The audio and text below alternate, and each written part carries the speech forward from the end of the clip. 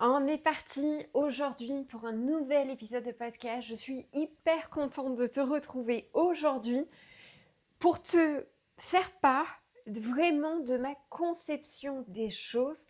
Pourquoi est-ce que je suis passée en fait d'une comptable, d'accord, qui ne connaissait absolument rien à la vente. En fait, je suis partie pour me mettre à mon compte, mais je n'avais absolument aucune idée de comment ça se passait parce que moi, depuis 2006, j'accompagne des entrepreneurs, mais je les accompagne sur leurs finances, je les accompagne absolument pas au départ sur leur stratégie. Je te dis au départ parce que malgré moi, j'avais quand même appris certaines choses, mais clairement, quand en 2023, j'ai voulu vraiment porter la marque Business et moi, ben, j'ai fait face à des flops complets. Et la première année, je suis assez transparente avec toi au niveau des chiffres. Je ne sais pas si c'est une bonne chose ou une mauvaise chose, mais c'est important pour moi en tout cas d'être transparente là-dessus. Je trouve qu'on ne parle pas assez en France de chiffres et vraiment de ce que ça donne. Ce que je te partage ici, bien entendu, ce sont des chiffres d'affaires, ok? Chiffre d'affaires, on est d'accord, c'est absolument pas mon revenu derrière. Mon job, par contre, avec Business et moi, c'est de faire en sorte qu'à la fin, il t'en reste un max. Mais ça, c'est l'objet d'autres épisodes de podcast. Mais là, aujourd'hui, vraiment, le sujet que je voudrais qu'on évoque ensemble, c'est que quand on parle de vente, on oublie l'essentiel, d'accord? Et c'est vraiment ce que j'ai voulu mettre en avant vraiment dans Stratégie Blueprint, mais même de manière générale. Et c'est ce qui, finalement, est un petit peu mon secret de sauce, j'ai envie de te dire, et qui me permet aujourd'hui, alors 2023, j'étais à 5700 euros de chiffre d'affaires généré avec Business et moi, j'avais encore un tout petit peu le pied à l'étrier pour l'activité de freelance, mais autrement 2024, eh bien, j'ai commencé l'année en faisant des flops énormissimes. Ça veut dire que j'avais vraiment un projet de cœur que j'ai complètement foiré au niveau du lancement. Et j'ai vraiment été dans les montagnes russes, d'accord? C'est pour ça que j'appelle ça business et moi, parce que on vit les montagnes russes véritablement avec nos entreprises. Et aujourd'hui, eh bien, l'année 2024, j'ai fini l'année avec pratiquement 100 000 euros de chiffre d'affaires, alors que le mois de janvier 2024, j'avais facturé 0 € véritablement et que j'avais consacré plusieurs mois à développer un projet qui avait fait flop. Ok. Donc, qu'est-ce qui s'est passé? Comment est-ce que j'ai réussi à shifter comme ça entre les deux? Mais vraiment, qu'est-ce qui s'est passé? Et cette année 2025, elle est encore plus explosive. Au mois de janvier, je discutais avec d'autres nanas avec qui je travaille et je leur disais, mon objectif, c'est de faire entre 150 et 250 000 euros de chiffre d'affaires. Et là, on m'a regardé en me disant, mais Amélie, en fait, il y a 100 000 euros d'écart entre les deux. Donc, c'est quoi le truc en fait? Et là, je suis très contente parce que l'année a très très bien commencé. Rapidement, je me suis rapprochée de mon objectif de 150 000 euros. Et là, eh bien, je suis à 215 000 euros aujourd'hui. Donc, je suis très contente. Mais ce que je vais t'expliquer aujourd'hui, c'est comment est-ce que je fais pour réussir à ça, à aller vers des chiffres comme ça. Je n'ai pas d'équipe, je travaille toute seule sur mon compte Instagram. Ce podcast, c'est moi manuellement qui vais aller le positionner après sur Spotify, sur YouTube. J'ai uniquement, à partir de ce début d'année, fait le choix d'agrandir l'équipe, mais sur certains postes et certaines compétences très particulières. Mais autrement, je suis vraiment seule aux commandes en fait. Donc, comment est-ce que j'arrive à faire et comment surtout est-ce que j'ai appris à vendre sans passer pour un marchand de tapis et avec surtout les valeurs qui me tiennent à cœur. Et là, j'ai envie de te faire un petit flashback en arrière en fait d'où je sors. C'est quoi? Parce que quand j'ai commencé à bosser avec certains prestataires pour faire l'identité visuelle de Business et moi, etc., ce qui revenait régulièrement, c'est Amélie, toi, tu n'as que le mot valeur dans la bouche. C'est un truc qui vraiment te tient à cœur. On sent que vraiment, t'as bouffé du morceau en fait auparavant. Donc, d'où est-ce que ça sort? Qu'est-ce qui s'est passé avant? Et je vais te raconter un petit bout de mon histoire. Concrètement, j'ai commencé mon histoire en bossant en cabinet d'expertise comptable.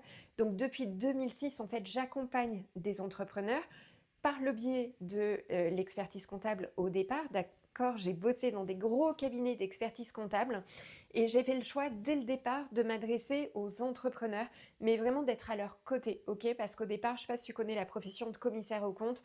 Et au départ, non, j'ai dit, moi, je veux bosser en cabinet d'expertise comptable. Je ne veux pas être le flic des entrepreneurs, je veux être à leur côté. Et donc, ce qui s'est passé concrètement, c'est que j'ai eu plusieurs années d'exercice à Saint-Marcelin, dans l'Isère, un petit village. Et puis ensuite, j'ai demandé à venir dans le sud, sur Aix-en-Provence. Ça, c'était en 2009. 2009, j'ai atterri sur Aix-en-Provence. Et là, j'ai atterri dans un gros cabinet d'expertise comptable. Et ce qui s'est passé, les premiers temps, c'est que je suis arrivée, j'avais un directeur de bureau qui paraissait hyper sympa vraiment. Et puis, je suis un peu en mode enquêtrice en fait. C'est un peu dans ma nature vraiment d'être curieux et d'aller au bout des choses. Et en fait, un des premiers bilans rapidement que j'ai arrêté dans ce nouveau cabinet où je venais d'arriver finalement, eh bien, il y a un truc qui ne va pas. Au niveau des rapprochements des différents comptes, il y a un truc qui cloche à un moment donné et je me dis, je vais demander parce qu'au niveau justement des paiements et des factures de notre cabinet, quand je faisais le point par rapport à la comptabilité de nos clients, lui, ce qu'il avait payé de son côté, il y avait un truc qui clochait. Et donc, j'appelle Marseille pour vérifier notre direction régionale, demander un extrait de compte. Ça cloche, il y a un truc qui va pas. Et là, du coup, j'appelle mon client et je lui dis, écoute, écoutez, je pense, parce qu'à l'époque, je vous voyais mes clients, il y a un truc qui cloche, je retrouve pas un règlement que vous avez fait. Chez nous, je retrouve pas trace, alors que de votre côté, le chèque a bien été débité. Donc, j'ai besoin qu'on vérifie. Peut-être qu'il y a eu un détournement de chèque ou quoi que ce soit. Donc, s'il vous plaît, demandez la copie du chèque à la banque. C'est complètement possible. Et donc, à ce moment-là, au bout d'un ou deux jours, il m'appelle, mais alors, dans une colère monstrueuse. Et là, il me dit, Amélie, je viens de vous envoyer un mail. Est-ce que vous êtes à votre bureau? Est-ce que vous pouvez l'ouvrir immédiatement? Il me dit, je suis très en colère là. Et donc, j'ouvre le mail et là, je découvre en fait le chèque, parce qu'en fait, les banques scannent les chèques au fur et à mesure. Donc, je découvre le chèque et à la place du nom du cabinet, c'était juste après le directeur de bureau qui avait rajouté son nom. En fait, le directeur de bureau allait se marier bientôt. Il avait reçu mon client dans son bureau pour échanger sur le bilan, etc. Je ne sais même plus. Et là, le client lui avait dit, ah ben, il nous manque le paiement d'une facture, est-ce que je peux vous laisser le chèque? Et mon directeur qui lui dit, bien sûr, naturellement, vous me laissez le chèque, je le donne à la compta, bref, normal quoi en fait. Et le directeur de bureau avait mis son nom derrière. C'était juste waouh! Donc, autant te dire que derrière le directeur de bureau, bah forcément, moi j'ai alerté la direction régionale en ce sens et ça s'est très mal passé pour lui. Voilà. Deuxième cas de figure, et bien derrière, il y a eu une nouvelle directrice de bureau qui est arrivée et au bout d'un an, au bout de 2 ans, je me rappelle même plus exactement, cette période-là, forcément, le corps est bien fait et on a tendance à faire une croix un peu là-dessus. Et cette directrice de bureau arrive, au fur et à mesure, voilà, ça se passe. Moi, au bout d'un moment, je me construis, mais j'étais pas très bien dans mes pompes. Vraiment, j'avais l'impression de perdre confiance en moi au fur et à mesure. Et puis, il y a des choses qui étaient vraiment bizarres, en fait, avec les collaborateurs, parce que petit à petit, quand même, il s'était passé quelques années et j'avais pu avoir une équipe au fur et à mesure parce que je gérais de plus en plus de dossiers. Et donc, au fur et à mesure, je me suis retrouvée avec 3 collaborateurs que je supervisais. Et vraiment, au bout d'un moment, il y a des trucs qui n'allaient pas, en fait. C'est-à-dire que moi, je manageais ces personnes-là, mais il y avait quand même la directrice de bureau. Et il y avait des choses vraiment qui n'allaient pas. Donc, je me suis retrouvée à un moment donné à, pareil, me dire, vraiment, je vois que les équipes ne vont, mais pas du tout, vraiment. Il y a des trucs qui clochent, mais vraiment complètement.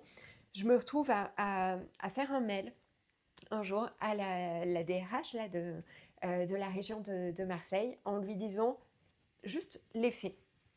il y a ça qui se passe, il y a ça qui se passe, il y a ça qui se passe. Je sais pas si c'est normal ou pas. Qu'est-ce que tu en penses? Et là, de la même manière, elle prend son téléphone, elle m'appelle et je me rappelle, j'étais dans ma voiture à ce moment-là et elle me dit, mais Amélie, ce que tu m'as envoyé, ça ne peut pas passer. Ça s'appelle du harcèlement moral et c'est hors de question qu'on laisse passer ça. Et donc on était une petite équipe en fait là où j'étais sur Aix-en-Provence. Le bureau d'ailleurs n'existe plus depuis, mais on était vraiment une petite équipe et donc on n'avait pas, on était dans notre écosystème, on voyait pas comment ça se passait ailleurs quoi en fait. Et donc ce jour-là, derrière, elle m'a dit: «Je fais descendre une équipe de Paris». Toutes les personnes, tous les salariés, du bureau d'Aix-en-Provence ont été audités, interviewés pour voir réellement ce qui se passait et cette personne-là, ensuite, a été, ben, tout simplement licenciée. J'ai pas vu derrière pour quelle, raison exactement, est-ce qu'ils ont vraiment, constitué un dossier, pour harcèlement moral, mais voilà. C'est des choses qui sont très intimes que je te donne là et qui m'ont valu beaucoup de perte de confiance derrière. C'était très compliqué et vraiment, à ce moment-là, je me suis dit, mais waouh, en fait, devenir expert comptable pour devenir en quelque sorte ce type de personne, c'est hors de question. Et en fait, c'est une période qui a été très compliquée pour moi parce que j'avais fait toutes les études pour arriver jusqu'à l'expertise comptable. J'avais mon sujet de mémoire, j'avais validé certaines matières, j'avais plus qu'à rédiger, finaliser le mémoire et c'était bon. Et en fait, bah, j'ai pas validé mon diplôme parce que j'ai laissé traîner. Tout ça parce que inconsciemment, je ne voulais pas, surtout pas, oh non, c'était pas possible, je voulais pas devenir ça en fait. Donc voilà, bref, le pourquoi du comment. Et derrière, le pire dans tout ça, c'est à quel point toutes ces situations-là sont inscrites dans notre corps. Et en fait, ça faisait 2 ans avec mon mari qu'on cherchait à avoir un enfant. Et j'ai écrit ma lettre de démission à ce cabinet un week-end. J'ai dit, bah, ça y est, en fait, il s'était passé peut-être 1 an ou 2 après le départ de cette ancienne directrice. Et je voyais bien que j'avais plus aucune évolution possible parce que tout simplement, auprès de la direction régionale, j'étais grillée. Ils m'avaient dit, mais Amélie, c'est pas possible, en fait, on peut plus. Et donc, le week-end où j'ai rédigé cette lettre de démission, eh bien, je suis tombée enceinte. Donc, c'est pour te dire à quel point, tu vois, ça me met encore plein de frissons, mais à quel point le corps, il est juste dingue. C'est-à-dire que il y a des situations qu'on ne veut pas vivre et notre corps nous dit, mais non, en fait, c'est pas possible. Donc, tout ça pour te dire que derrière, j'ai continué un petit peu en cabinet d'expertise comptable. Je suis partie en directrice administrative et financière. De la même manière, je tombais dans une boîte où on m'a dit tu vas voir, ici c'est extraordinaire, les gens sont bienveillants, etc. Et là, j'ai retenu la leçon, j'ai dit mais en fait, les personnes qui se qualifient de bienveillants ne le sont pas forcément. Et là, je me suis dit bah voilà, je vais me mettre à mon compte, comme ça je vais pouvoir faire les choses à ma manière. Et autant te dire que quand j'ai construit derrière la marque Business et moi, j'ai dû gagner en confiance, d'accord et véritablement me construire mon métier pour me dire je ne veux pas ressembler à ce que j'ai vécu auparavant, je veux me construire une safe place qui va être bien, où je vais être utile aux gens, je vais être rémunérée pour ce que je leur apporte réellement. Et donc c'était impossible pour moi de faire quelque chose où j'allais vendre en façon marchand de tapis, où j'allais vendre des choses dont je ne serais pas fière, tu vois. Et bref, au fur et à mesure, j'ai découvert vraiment des choses qui m'ont fait dire, business et moi, je veux que ce soit une boîte où on ait des valeurs, où on respecte l'autre. Et ça, c'est vraiment des choses qui me sont vraiment très, très, très importantes. Et donc, revenons à notre épisode. Quand on parle de vente, ce dont personne ne parle, en fait, c'est l'humain. L'humain, tout simplement. Toi, ton client. Et je voudrais vraiment t'expliquer à quel point j'utilise ça depuis 2 ans. Et depuis que j'ai pris conscience de tout ça, ça change tout. Et j'ai des techniques, en fait, de vente qui me sont vraiment propres. Et c'est vraiment particulier. Parfois, par exemple, j'en viens à échanger avec certains d'entre vous, notamment sur Instagram, en vidéo. Et les gens, en général, quand j'envoie une vidéo, me disent « Mais what ? Je ne m'attendais pas à ça ». Parce que dès que tu ramènes l'humain au centre, et bien forcément, quand tu considères l'autre, ça change tout. Ok. Et donc aujourd'hui, je vais t'expliquer vraiment à quel point tout le monde se trompe sur la vente, à quel point tout le monde te fait croire qu'il faut utiliser des techniques de marketing, à quel point il faut parfois utiliser des stratégies, nanana, très compliquées, et t'as l'impression, oh là là, mais toi, t'as pas fait d'école de commerce, donc tout ça, c'est pas naturel, en fait, chez toi. Et, et finalement, à quel point ça peut être simple. Donc, je vais t'expliquer vraiment ma version. Tout ça, c'est mon ressenti. Ça n'engage que moi. Je te le rappelle, je n'ai pas fait d'école de commerce, je n'ai pas fait d'école de vente, je n'ai jamais été commerciale. Mais vraiment, ça, ce sont des choses qui sont très, très, très importantes pour moi. Et la première chose que je voudrais te dire, c'est à quel point, et là, hop, je vais essayer de te montrer un petit schéma. C'est à quel point, finalement, il y a deux pôles. Il y a deux pôles quand tu vends. C'est le premier, si des fois tu me regardes en vidéo, c'est de faire comme un premier cercle où tu es toi. C'est toi qui es représenté. Il y a un deuxième cercle, c'est ton client. Et ton client, de la même manière, c'est un humain. Même si tu bosses avec des entreprises, c'est un humain qui va passer à l'acte d'achat. Et entre les deux, ce qui rejoint les deux, ça va être ce que tu lui proposes, ton offre, et ça va être également ton tarif. Et aujourd'hui, je voulais vraiment venir vers toi avec cette proposition-là, parce que ça n'a rien à voir avec ce qu'on peut entendre, et ça change tout. Et on va y aller donc vraiment en 3 étapes. Dans un premier temps, je veux qu'on parle de toi. Tu es à ton compte, tu es indépendant, et c'est toi qui dirige et qui mène toute ton entreprise. Et souvent, en fait, c'est aussi à quel point tu peux freiner ton entreprise quand tu as des croyances, quand tu as une énergie qui est basse. Tout se joue à ce niveau-là. Et on sous-estime, mais tellement, tellement, tellement, à quel point tout ça, c'est important. Ok ? Ça veut dire quoi ? Ça veut dire que je t'ai dit, par exemple, quand j'ai commencé, j'étais dans une situation où vraiment, je suis sortie du dernier boulot que j'ai eu en tant que salariée, où clairement j'ai dû mettre fin au contrat de la moitié de la boîte, d'accord. En l'espace de 2 ans, je crois, j'ai annoncé à la moitié de la boîte qu'ils allaient être licenciés. Enfin non, j'ai pas annoncé directement, c'était le patron en tout cas de cette boîte-là qui s'en chargeait, mais derrière, c'est moi qui étais en charge du suivi et voilà, la paperasse, comment ça allait se passer, etc. Puisque j'avais la casquette RH en fait à cette époque-là.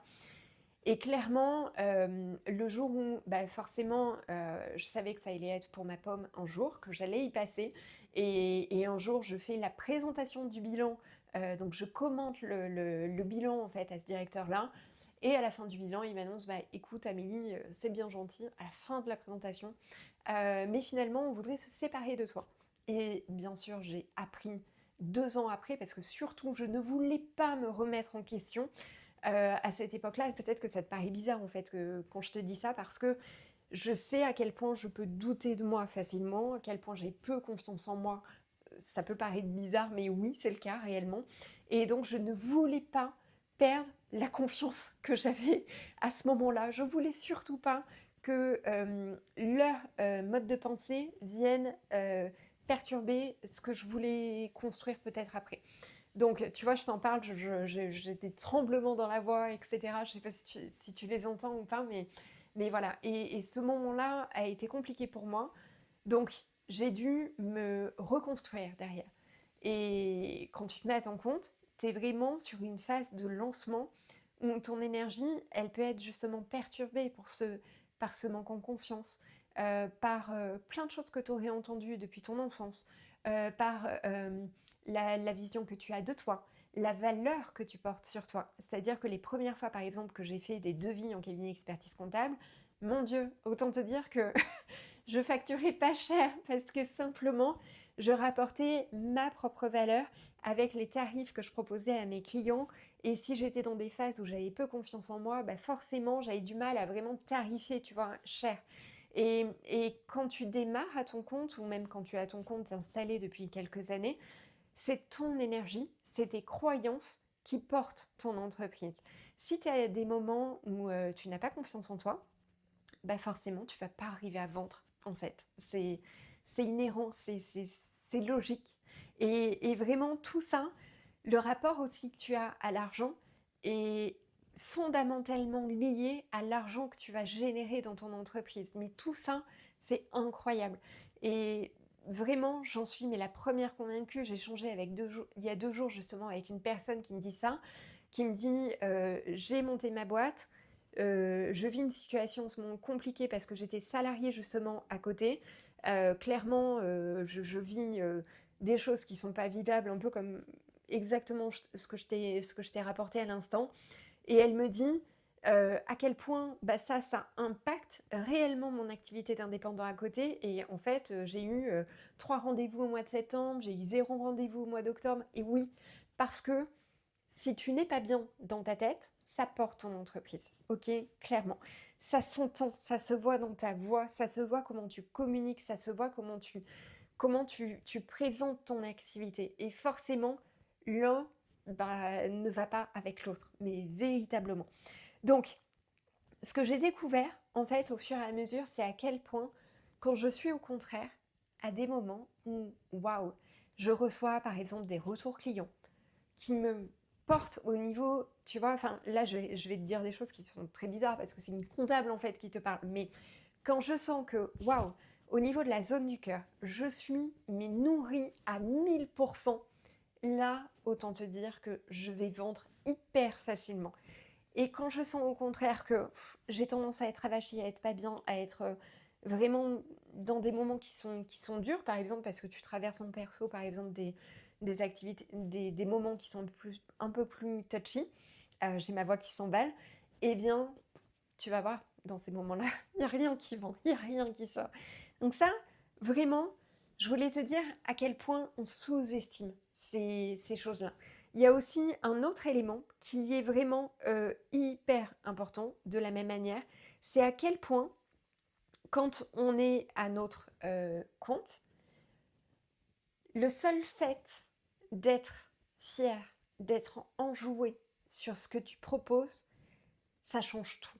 Et là, alors j'en parle dans Stratégie Blueprint, je te l'évoque quand même ici, on creuse, on suit tout ça sur Stratégie Blueprint, mais à quel point quand tu es fier de ce que tu proposes, quand tu es fier des tarifs que tu proposes, quand toi-même, si tu te mets en position d'acheteur et que tu es là en effet, waouh, j'aimerais trop en fait, ça me fait vibrer, je suis trop content de proposer ça. Et bien quand tu te mets dans cette posture-là, tu vois, il n'y a pas très longtemps, j'ai accompagné une cliente qui veut vendre son activité, mais on a le mot vendre dedans, donc c'est exactement la même chose. Et je lui disais à combien tu voudrais vendre, donc elle me donnait sa fourchette là, quel est le tarif auquel vraiment tu kifferais vendre dans tes rêves, on va dire. Elle me donne un montant là, et je lui dis, si tu étais acheteur, qu'est-ce qu'il te faudrait pour être OK avec le tarif de rêve en fait? Et elle me dit, eh bien il faudrait que je mette en place telle action, telle action, telle action. Et là, moi-même, je serais complètement alignée avec ce tarif-là. Et forcément, ça change tout parce que quand tu es fier de ce que tu proposes, quand tu es fier du tarif annoncé par rapport à la qualité de ce qu'il va y avoir à l'intérieur, crois-moi, ça change tout, mais véritablement. Donc ça, c'est la première partie, c'est le premier cercle. On va dire, c'est toi. C'est tout. C'est tout. De l'autre côté, en face, il y a un autre cercle. Cet autre cercle, c'est ton client. Et comme je te disais, si ton client est un professionnel, il y a un humain en fait derrière. Et ça, tout le monde sous-estime à quel point on parle en fait d'humain à humain. Ok? Et dès lors que tu considères, comme par exemple la cliente dont je viens d'exposer, elle considère son acheteur. C'est-à-dire à quel prix en fait, finalement, mon client, il en aurait pour son prix. Je me fous pas de sa gueule, en fait, au client. Je veux qu'il soit fier de ce qu'il est en face. Je veux qu'il soit heureux et qu'il voie toute la qualité de ce que je lui propose. Et quand je mets par rapport au tarif, tout est aligné, ok? Et donc ton client, de la même manière, il a les mêmes croyances que toi. C'est-à-dire qu'il porte parfois des croyances, il a besoin d'être rassuré parce que parfois il a eu d'autres personnes, tu vois, par exemple, on parlait de comptable tout à l'heure, et là, tout à l'heure, je parlais justement avec une cliente d'Optimic qui est en société, qui est un expert comptable, et elle me dit, mais le problème, c'est que je n'ai plus confiance dans cet expert comptable. Et en fait, ton client, tu ne le sais pas, mais il a ses propres croyances, lui aussi, et peut-être qu'il a besoin d'être rassuré. Peut-être qu'il a besoin vraiment de comprendre comment est-ce que ça va se passer avec toi s'il passe par tes services, s'il achète ton produit. Comment ça va se passer en fait? Et surtout, ton client, il a de son côté soit un problème qu'il veut résoudre en passant avec toi, soit il a un désir d'aller vivre une expérience. Par exemple, si tu es restaurateur, il veut passer un bon moment, ou bien si des fois tu es artisan, il veut être fier, par exemple, d'acheter un sac à main et tous les jours d'avoir un sac à main qui lui rappelle ses propres valeurs, tu vois. Tout ça, c'est tellement, tellement, tellement important. Ce qu'il veut, c'est éviter peut-être aussi de passer par certaines erreurs, ok? Et donc, tout ça, il faut que tu utilises en fait un mécanisme qui est très simple, qui est plus ou moins facile selon les personnes, je te l'accorde, mais c'est le mécanisme d'empathie. Ça veut dire qu'il faut que tu te mettes à la place de ton client et que tu le comprennes. Parfois, si c'est compliqué pour toi de te mettre en mode empathie, ou parce que parfois tu vas avoir tendance à projeter justement sur ton client de fausses croyances, et ça sur le tarif, crois-moi, on est les premiers, les entrepreneurs, à projeter de mauvaises croyances au niveau des tarifs. Et par contre, ce qu'il y a besoin, autrement, c'est juste que tu le comprennes. Donc peut-être que parfois, il faut simplement aller au-devant de nos prospects et de nos clients pour comprendre quels sont leurs véritables besoins, quelles sont leurs véritables attentes, ok? Et moi, c'est un petit peu le travail que j'ai fait durant l'année 2023, c'est-à-dire que j'ai beaucoup travaillé en individuel avec mes clients et c'est eux qui m'ont tout appris, en fait. C'est d'eux que sont nés vraiment les besoins et tellement, tellement tout. Concrètement, alors, on vient juste de faire une petite pause parce que concrètement, j'ai eu un bug technique tout à l'heure sur l'enregistrement, donc je recommence. Ce que je veux vraiment que tu enregistres, c'est que ton client, ce qu'il a besoin, c'est de retrouver de la clarté. C'est que tu le considères, c'est qu'il comprenne qu'en venant avec toi, il va vivre quelque chose de différent, il va résoudre son problème, il va accéder à ses désirs, ou bien il va avoir l'effet miroir véritablement sur ses valeurs, parce que ça, on en parle bien trop peu. Concrètement, entre les deux, on a parlé de ton cercle, on a parlé du cercle du client, et entre les deux, il y a vraiment le pont invisible qui sont tes offres et tes tarifs. C'est-à-dire que ton client, il est de son côté avec sa problématique, avec son désir. Toi, tu es du tien, tu as une solution à lui apporter. Le problème qu'il y a, et le problème que je vois beaucoup, beaucoup trop, c'est que tu sous-estimes à quel point tes compétences, tes connaissances, ta vision peut radicalement changer et apporter quelque chose aux autres. Et ça, il y a énormément de monde, j'en parlais par exemple tout à l'heure encore à la personne que je te disais, avec qui j'ai échangé il y a 2 jours, qui ne se rend pas compte que les gens ont besoin d'elle. Ils ont besoin d'elle comme toi, tes clients ont besoin de toi. Mais simplement, comme tu as tendance à te sous-estimer, peut-être, pas forcément ton cas, mais peut-être, eh bien, à ce moment-là, tu restes dans ta problématique sans te dire que, en fait, ma solution, ma vision, mes compétences, il faut que je les crie à travers le monde, que les gens soient au courant et que les gens qui ont enfin besoin de mes compétences, de mes connaissances, de ma vision, puissent résoudre leurs problématiques ou accéder à leurs désirs, ok? C'est-à-dire que tout ce que tu as vécu comme expérience, etc., les gens ont besoin de toi. C'est limite égoïste de garder ça pour toi. D'accord? Je sais que moi, tous les jours, enfin, pratiquement, je reçois des messages, mais qui sont tellement, tellement touchants de la part de mes clients ou même des personnes qui me suivent ici sur Instagram, etc. et qui me disent, je ne sais pas si tu imagines, j'ai une cliente qui m'a dit merci d'exister. Je ne sais pas ce qu'il y a comme plus beau compliment de ça. Mais si je serais restée dans la situation avant, à me dire, ben non, je vais rester cantonnée, mais pourquoi les gens auraient besoin de moi? Il y a déjà des experts comptables qui font ça très bien.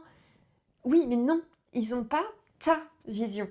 Et ça, c'est vraiment ce que je veux que tu comprennes aujourd'hui, c'est que les gens ont besoin de toi, ils ont besoin de ta vision, et c'est égoïste de garder ça pour toi.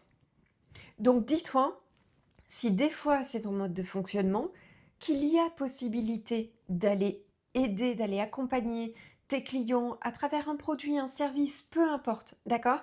Ça peut être même juste un restaurant où la personne va passer un bon moment parce que voilà, il y a plein de choses qui sont possibles. Si tu vends de l'artisanat, si tu vends un sac à main, bah, la personne sera contente vraiment d'avoir un sac à main de qualité qui répond à ses valeurs. Tout, quel que soit ton domaine d'activité, je suis convaincue que les gens ont besoin que tu fasses connaître en fait ce que tu proposes, d'accord? Donc les jours où c'est plus compliqué, dis-toi que il y a certaines personnes qui t'attendent et qui ont besoin de savoir que tu es là à leur côté, ok? Je sais pas si ça fait écho en toi, mais c'est tellement, tellement, tellement important. Imagine si les grands de ce monde n'auraient pas sorti les solutions telles qu'on peut les connaître aujourd'hui. Imagine si, alors après je vais partir sur du technique, imagine si Bill Gates n'aurait pas inventé sa solution. Imagine si Elon Musk n'avait pas échoué des dizaines de fois à lancer des fusées. Qu'est-ce qu'il en serait? On en est qu'au début. Avec lui, on en est qu'au début, vraiment des prémices au niveau des aventures spatiales, découvertes, etc. Mais imagine tout ça. On ne peut pas garder nos talents pour nous. Vraiment, si tu as choisi l'indépendance, si tu as choisi de te mettre à ton compte, c'est justement pour faire les choses à ta manière, d'accord? Pour assumer ta vision des choses, ok? Pour te créer même ton métier sur mesure, ok? Qu'on se le dise. Moi, c'est vraiment ce que je fais avec Business et moi, c'est un métier qui n'existe pas ailleurs. Ça n'existe pas. Le mélange d'expertise en finance, le mélange de mindset et le mélange d'expérience, d'expérimentation, ça n'existe pas ailleurs. Donc c'est pour ça que je te le propose avec toute ma vision, avec toutes mes expériences passées, les problématiques que j'ai vécues, tout ça, ça fait partie du combo en fait, ok? Donc, pour en revenir au point visible, pour les offres et les tarifs, une offre, en fait, qu'est-ce que c'est? C'est ce que tu proposes à un client à un instant T. Que tu vendes des produits, que tu vendes des services, qu'est-ce que c'est que tu lui proposes? Imaginons si tu es esthéticienne, est-ce que tu proposes par exemple un massage d'1 heure? Si des fois tu es thérapeute, est-ce que tu lui proposes une consultation? Est-ce que tu vas réaliser des offres de temps en temps pour dire bah là c'est bientôt Noël, je te propose un massage avec une offre, un petit bonus en plus, etc. Ou bien est-ce que tu imagines un parcours client? Ça c'est aussi quelque chose que j'aime énormément. Quand j'étais enfant, je crois qu'à 6 ans ou 8 ans, on avait été sur Lyon découvrir un magasin Ikea et là j'étais restée mais époustouflée et je pense que même à 8 ans, j'étais quand même sensible à ce marketing parce que je pense que j'avais dit à mes parents mais ils ont tout compris. Tu veux acheter un truc, tu es obligé de passer dans tous les rayons et forcément, comme ils te mettent en situation, toi tu as qu'une envie, c'est d'acheter parce que tu vois la cuisine, tu passes dans la cuisine, donc tu vis les émotions. Et c'est exactement ça. Si par exemple, tu as besoin d'aller résoudre une problématique pour ton client, est-ce que véritablement, en 1 heure de temps, par exemple avec un massage, est-ce que tu vas pouvoir lui résoudre sa problématique?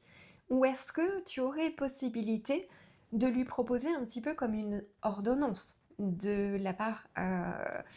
qu'est-ce que c'est qu'il aurait besoin en fait pour aller résoudre son problème? Et toi, comme une ordonnance, tu lui dis, eh bien voilà, on va y aller sur un parcours, il va falloir organiser plusieurs consultations, je pense que ça va être tant de séances, etc. Ton client, en fait, il a juste besoin d'être guidé, il a juste besoin, en fait, il vient avec sa problématique et il a juste besoin de comprendre qu'est-ce que c'est toi, tu connais le symptôme de la personne, donc qu'est-ce que tu lui proposes pour venir résoudre sa problématique, par exemple. Ça, c'est des choses qu'on approfondit ensuite sur Stratégie Blueprint, mais ça change tellement de choses dans le business. Tu es pas prêt, tu es pas prêt. Ensuite, au niveau du tarif. Au niveau du tarif, il faut vraiment comprendre qu'il y a énormément de choses qui se jouent à travers ça. Il y a en fait un atelier sur Stratégie Blueprint que je te propose, justement, où on vient donner, voilà, on va dire les 3 méthodes. Mais il y a une méthode qui est rattachée à l'humain que tu es, qui change absolument tout. C'est en fait à quel point on est biaisé par notre rapport à l'argent. C'est-à-dire que, par exemple, quand je travaillais en cabinet d'expertise comptable, les premières fois qu'on m'a dit Amélie, il va falloir que tu commences à développer ta propre clientèle, il va falloir que tu commences à mettre un tarif sur tes prestations. Là, je me suis dit, mais c'est comme si je mettais un tarif sur ma trombinette en fait. Et si je suis dans une période où je n'ai pas confiance en moi, en tout cas, je peux t'assurer que les premiers devis que j'ai faits, ils n'étaient pas très chers par rapport à d'autres collaborateurs qui, eux, étaient gonflés au niveau de leur ego, avaient ultra confiance en eux. Eux, autant ils pouvaient proposer des prestations, par exemple, à 3 000 €, quand moi, je proposais du 1 000 € par exemple, tu vois. Et ça, tout notre rapport à l'argent biaise nos tarifs. C'est-à-dire, tout à l'heure, je te parlais par exemple que nos clients, on a tendance à projeter le tarif qu'ils seraient prêts à mettre. Sauf que, souvent, c'est pas ce tarif-là. C'est-à-dire que si des fois ton client te fait l'objection, c'est trop cher, en général, c'est un faux sujet. C'est pas le tarif qui est en question. Parce que, crois-moi, au niveau du tarif, par exemple, chez Apple, tu y vas au mois de septembre, ils étaient en rupture de stock. Ils étaient en rupture de stock pour du matériel qui est vendu 1700 €, d'accord? Donc, clairement, le fait d'entendre dire la conjoncture est compliquée, les gens, c'est tendu pour eux, ils n'ont pas d'argent. Oui, clairement, la situation est tendue pour tout le monde, mais crois-moi que les gens, quand tu leur proposes quelque chose qui va venir vraiment résoudre une problématique, mais une problématique qui est compliquée pour eux, vraiment, ils vont trouver. Ils vont trouver, s'ils n'ont pas l'argent tout de suite, t'inquiète pas que ça va être sur leur liste et qu'ils vont avoir qu'une envie, c'est de vite ramener de l'argent pour aller se payer ça. D'accord? Ça va vraiment être leur prochaine liste, leur prochaine achat rêvé, vraiment. Et là, crois-moi, ils vont trouver le budget, vraiment. Moi, j'ai des clients l'année dernière qui me disaient Amélie, je veux rentrer sur InDay. Je vais faire des marchés de Noël, je vais trouver une motivation, un frein, un feu intérieur qui va faire en sorte que oui, je vais y aller en fait. Même sur 297 €, je vais les trouver, clairement. Ça change tout. Le problème qu'il y a, c'est qu'au niveau des tarifs, on a beaucoup ce rapport avec la relation à l'argent, des choses qu'on entend depuis qu'on est enfant. Et il y en a combien qui sont biaisés par rapport à ça? Et ça, on l'entend tous les jours, on l'entend de partout. C'est-à-dire combien de personnes, moi j'entends par exemple même dans ma famille, j'entends des adultes dire à leur enfant mais non, c'est trop cher. Alors que pareil, comme je te disais tout à l'heure, ils vont changer leur téléphone et ça va être ok. Oui, mais c'est trop cher.